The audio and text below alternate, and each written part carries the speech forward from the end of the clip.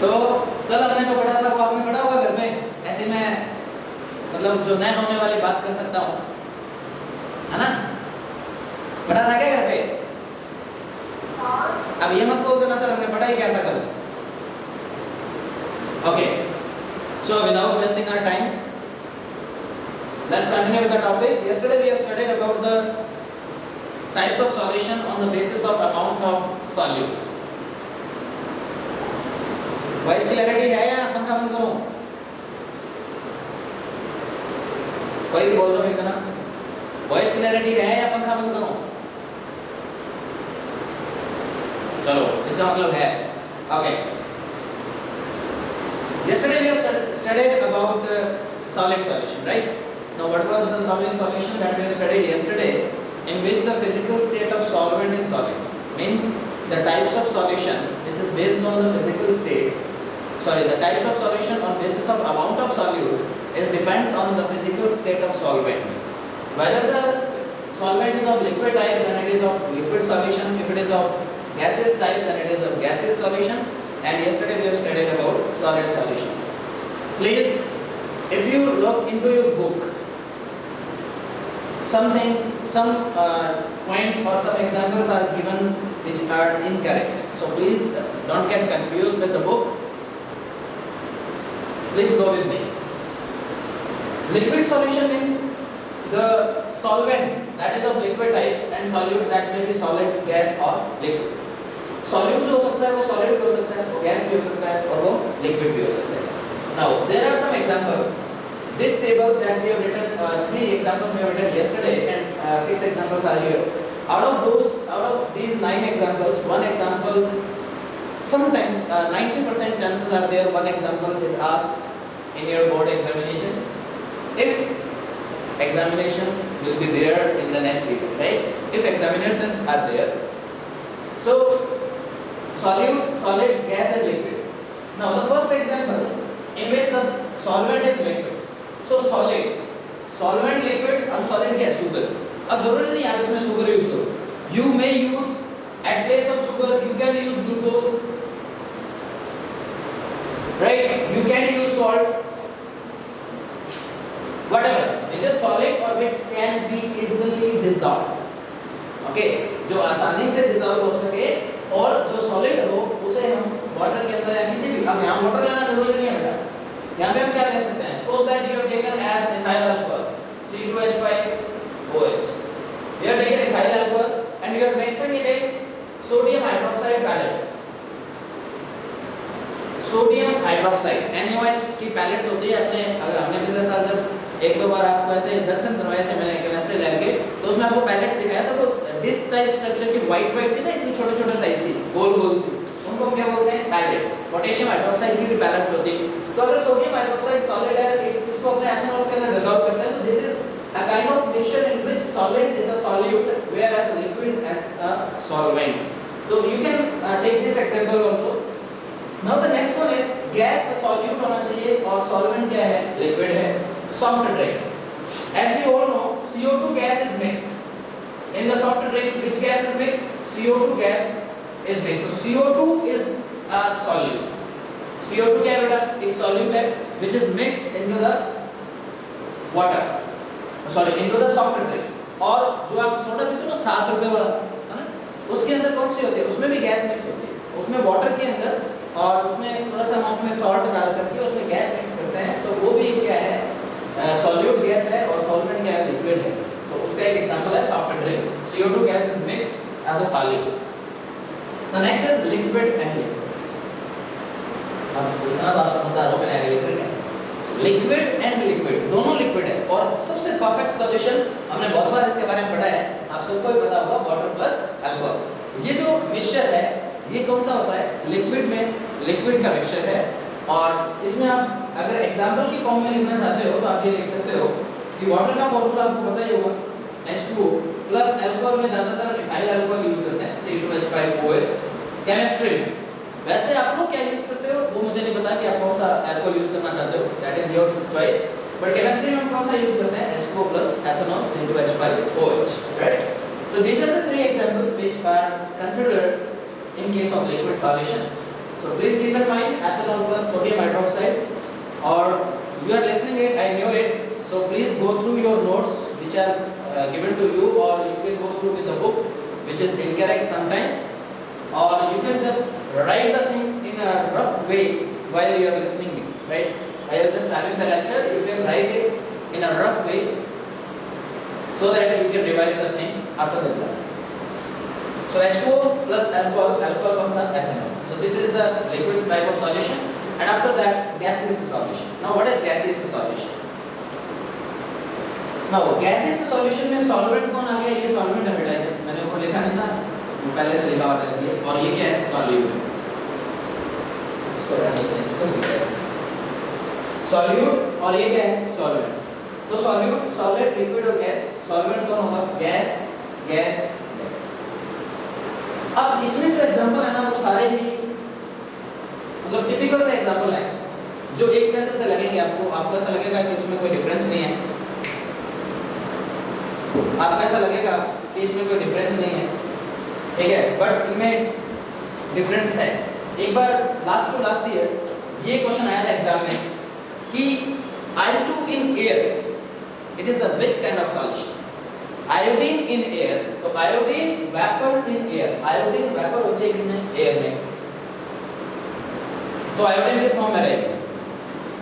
Solid form में, और vapour क्या है? सॉरी एयर क्या है? गैस।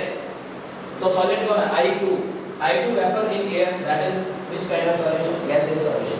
आपके दिमाग में एक बात आ रही होगी, sir we are talking about I2 vapour. For your kind information I will just tell you one thing that was studied in chapter number 13 in last year, that I can't be I means iodine, iodine में नहीं रहता है, ये हमेशा किस form में रहता है? मॉलिक्यूल की फॉर्म में रहता है।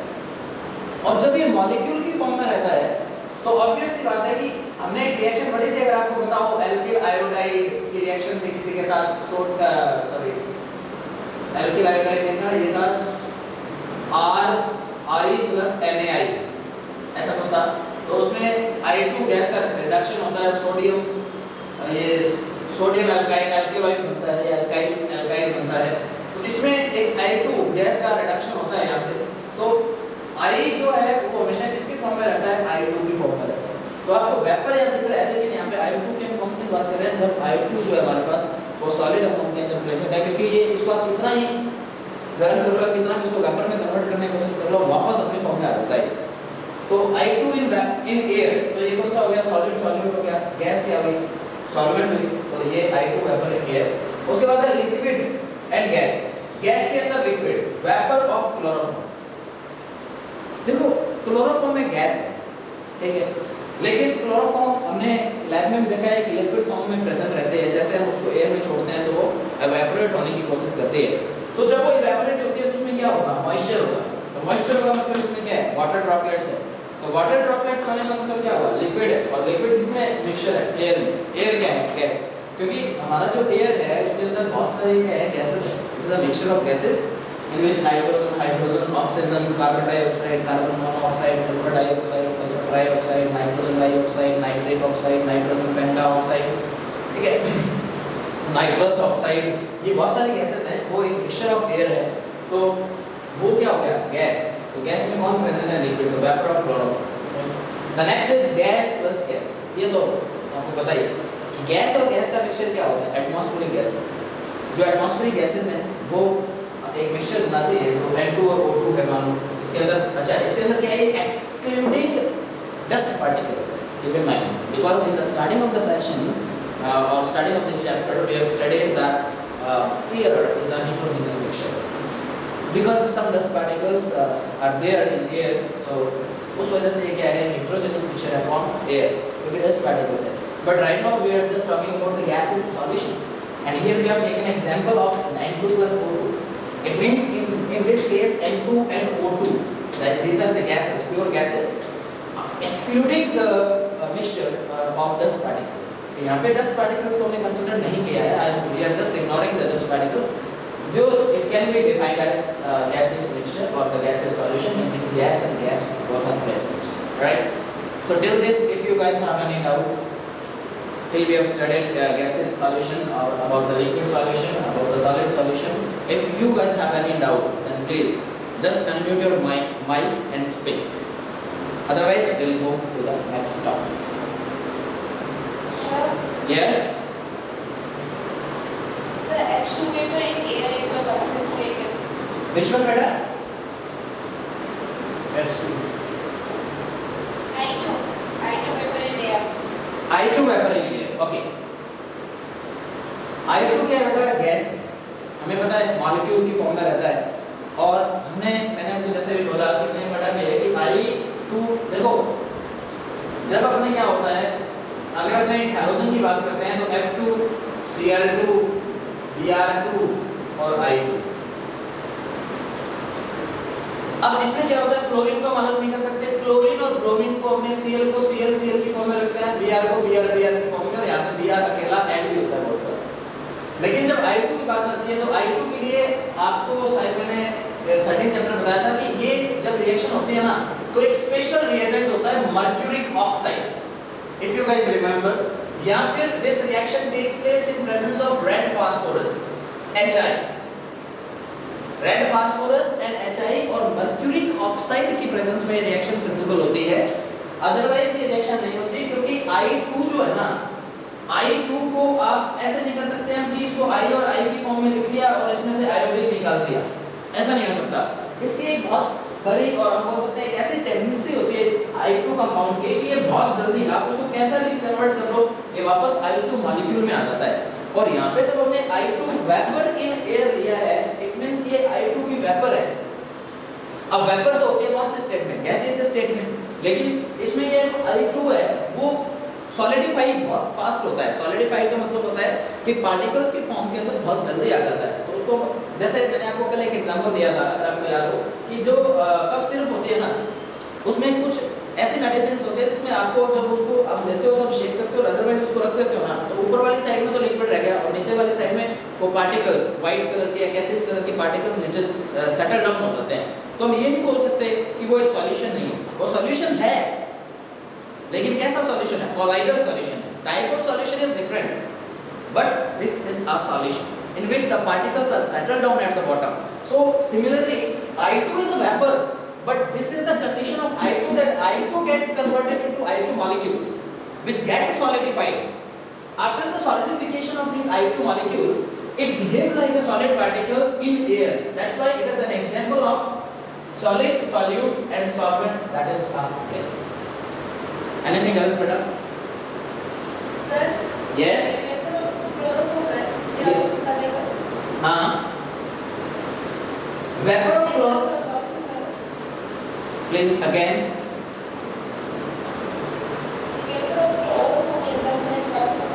Vapor of chloroform. Okay. Liquid solute और गैस या सॉल्वेंट। अब देखो, मान लिया कि हमारे लैब के अंदर ना अपने पास क्लोरोफॉर्म है, ठीक? और मैंने क्या किया, ये मेरे पास एक बीकर है, ठीक? इस बीकर के अंदर मैंने क्लोरोफॉर्म गैस को डाल दिया, बीकर में क्लोरोफॉर्म गैस डाल दिया। इस बीकर के अंदर पहले क्या था? Nothing. It was vacant. But something was there. That is air. इस बीकर के अंदर एयर थी ना, मैंने इसमें क्या डाल दिया? क्लोरोफॉर्म। और आपको पता है कि क्लोरोफॉर्म को खुला छोड़ने पर अपने वाले पे आ जाता है, वेपराइज होना स्टार्ट हो जाता है। जब क्लोरोफॉर्म वेपराइज होगा, पहले मैंने क्या किया, मैंने क्लोरोफॉर्म को डाला, ये क्लोरोफॉर्म थी बेटा, रेड कलर वाली क्लोरोफॉर्म है, ठीक? और अब ये क्या कर रहे हैं, जैसे ही ये कांटेक्ट में आएगी, एटमॉस्फेयर के कांटेक्ट में आएगी, मतलब उस टेंपरेचर में आएगी, तो इट स्टार्ट्स गेटिंग वेपराइज्ड। ये वेपराइज होना स्टार्ट हो जाएगी। और जब ये वेपराइज होगी तो ये किस फॉर्म में रहेगी? मॉइस्चर के फॉर्म में रहेगी। और ये मॉइस्चर के फॉर्म में, ये एयर है, तो एयर के साथ कौन कोलाइड हो रहा है, कौन मिक्स हो रहा है? Chloroform vapour. और क्लोरोफॉर्म वेपर कैसे है? मॉइस्चर की फॉर्म में है। ये कौन है? एयर। तो एयर क्या हो गया? गैस। और ये क्या हो गया? Liquid. Anything else? It is clear और नॉट? क्लियर और not? Okay. Anyone else? If you want to ask anything? Jota? Okay then. अब हमें वही चीजें पढ़नी है जो हमने 11th क्लास में एक बार पढ़ी थी और मैंने आपको बोला था कि उनको पढ़ना ही पड़ेगा, आपके पास कोई इलाज नहीं है। पर शायद उस दिन आपने मेरी बात को सुना नहीं होगा, आज सुननी पड़ेगी क्योंकि पेपर में आ जाते हैं ये 5% H2SO4 dissolved in 250 ml of solution, find out the molarity of the solution। 5% W by V बोल दिया या W by W बोल दिया या V by V बोल दिया। 5% और 10% W by V solution of H2SO4 dissolved in 250 ml of solution, find out the molarity of H2SO4। So if you want to find out the answer of this particular question, first we need to learn about three concepts. One is W by W, that we don't need to study because that is totally based upon the mass, and we are not talking about the mass here. We just move on with the volume. So there are two concepts. One is V by V, and second one is W by V. Right? So stand by this letter. So the next topic is there are some methods to define or to represent the concentration of the solution.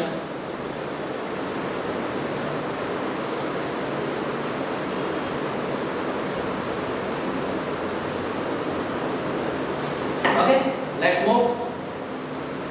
First with W by V percent.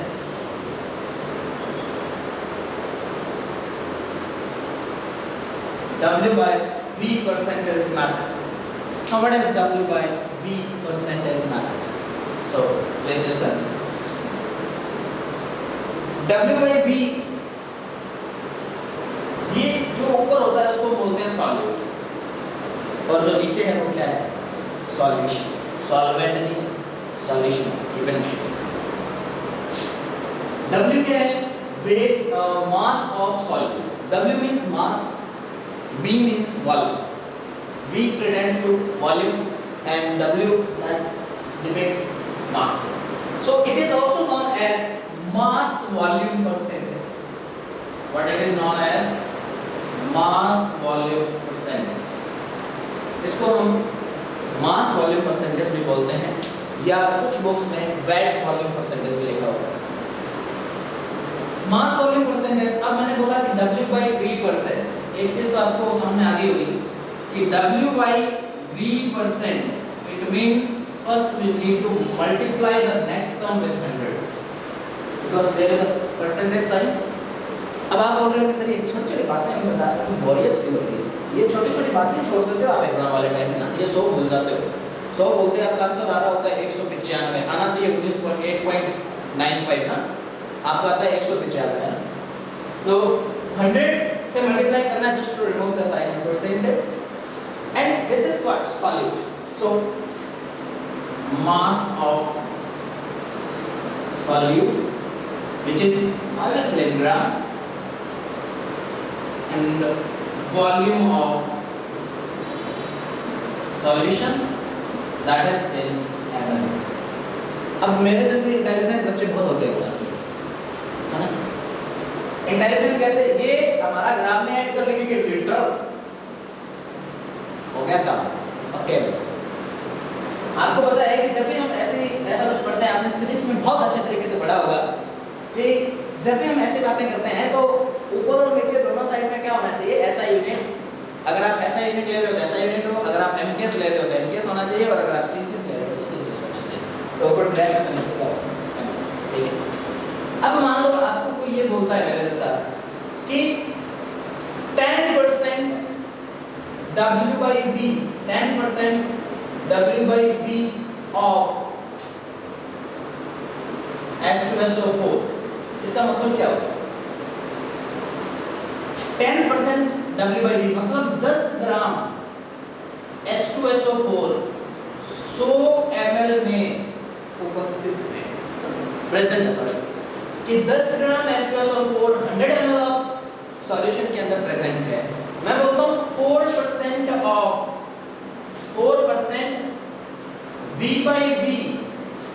NaOH. It means 4 ml of NaOH present in 100 ml of sodium hydroxide.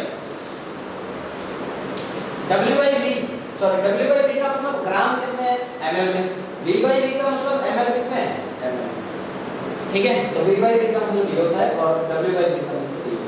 तो अब आप कर सकते हो ना मेरा वाला question कौन सा? 10% V/V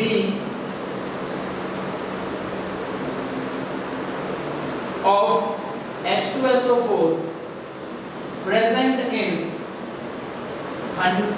250 ml of solution. 10% का मतलब पता चल गया ना आपको.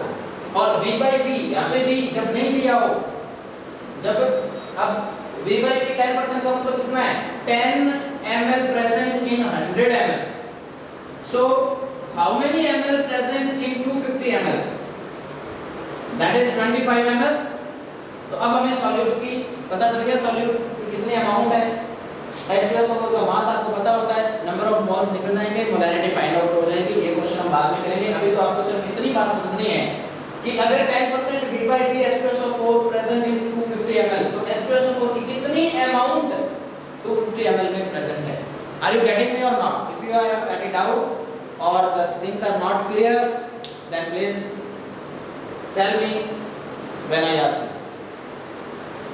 So 10% V/V of H2SO4 present in 250 ml of solution. 250 ml कोई भी सॉल्यूशन है उसके अंदर 10% V/V. तो 10% ml मतलब 10% का मतलब क्या हुआ? 10 ml 100 ml में प्रेजेंट है. तो 250 ml में कितना होगा? 25 ml है ना. यूनिटी मेथड से फाइंड आउट कर सकते हैं हम कि 250 ml में 25 ml प्रेजेंट होगा. ये हमें पता चल जाएगा. अब हम ये तो इसकी बात बेटा W/V की बात. अब हम कर लेते हैं एक छोटी सी बात और लिख लेते हैं, चलते लगे यार. V/V परसेंटेज वैसे सेम है, दोनों कोई दिक्कत नहीं है. यहाँ पे मास ऑफ सॉल्यूट था, यहाँ पे आएगा वॉल्यूम ऑफ सॉल्यूट. वो किसमें होगा? ml में. नीचे वॉल्यूम ऑफ सॉल्यूशन वो भी किसमें होगा? ml में. Multiply by 100. सो जब इसको 100 से मल्टीप्लाई कर देंगे क्या होगा? V/V परसेंटेज कन्वर्ट हो जाएगा नॉर्मल वैल्यू. एक और देख लो, वैसे तो नहीं है बट फिर भी W/W परसेंटेज. इसमें क्या होगा बेटा? मास ऑफ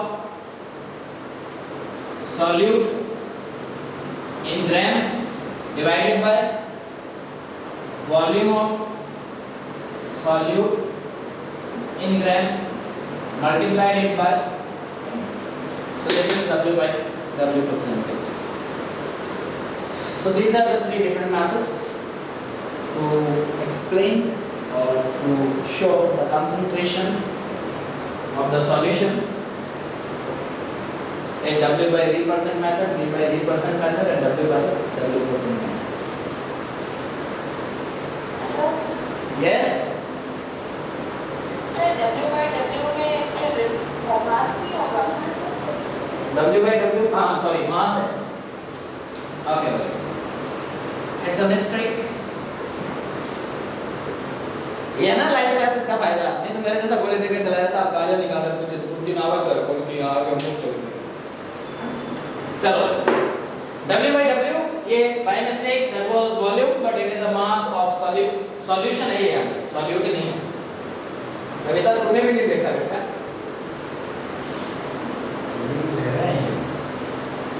नहीं नींद तो नहीं ले रहे हैं. नींद ले रहे हो तो क्या वॉल्यूम नहीं होता. ओके बेटा. मास ऑफ सॉल्यूशन इन ग्राम. तो दीज आर द 3 मेथड्स. अब आप बोल रहे हो कि सर ये मतलब क्या जरूरत क्या है इनकी? Why we are studying this? Because we need to get score in 12th class. That's why we need to study. Okay. 1 number का न्यूमेरिकल आने वाला है बेटा यहाँ से, इसलिए बढ़ रहे हैं हम. हाँ बोले 1 नंबर का न्यूमेरिकल पेपर 56 नंबर का ही होता है अपना, 100 का नहीं होता. 56 में से 9 चाहिए, वो भी कईयों की लंका लग जाती है. फिजिक्स वालों में 8 डिग्री से पूछ लो बेचारे से. Okay. Now let's continue with the next topic. एक मजाक था बेटा ना, don't take it seriously.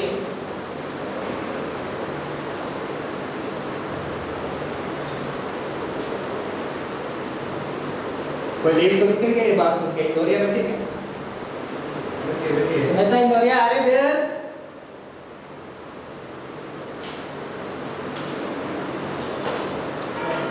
Oh, hello. Okay. Now the next topic is very simplest. We have studied a lot of times and still we are having only 3 minutes I think. So I'll just go with some speed. Okay, the next one is we are having only 3 minutes. The topic is mole fraction. And if this topic is not completed in the class right now, please go through it from 11th class notes, right? कहीं बोल रहे हैं sir, मैंने भेज दिया रद्दी में। Mole fraction. Yesterday we discussed about something that is solute and solvent, and I just told you guys that solute means B and solvent means A, है ना? बताया था ना? And आपको पता है मोल फ्रैक्शन क्या होता है? मोल फ्रैक्शन से पहले मैं ये बताना चाहिए नंबर ऑफ मोल क्या होता है। So number of moles are represented by n, and it is equivalent to given mass upon molar mass. Given mass upon molar mass. And if you want to find out the number of moles of A, then given mass of A divided by molecular mass of A.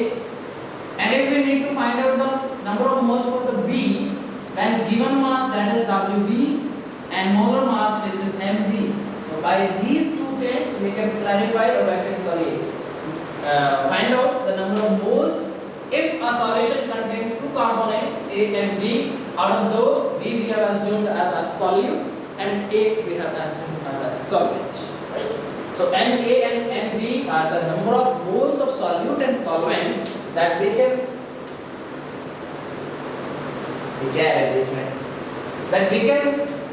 identify, or we can specify the number of moles with the help of A and B, right? So if we have defined or we have clarified the number of moles, then we just go through with the number of moles. Sorry, we go through with the mole fraction. Now what is mole fraction? It is nothing.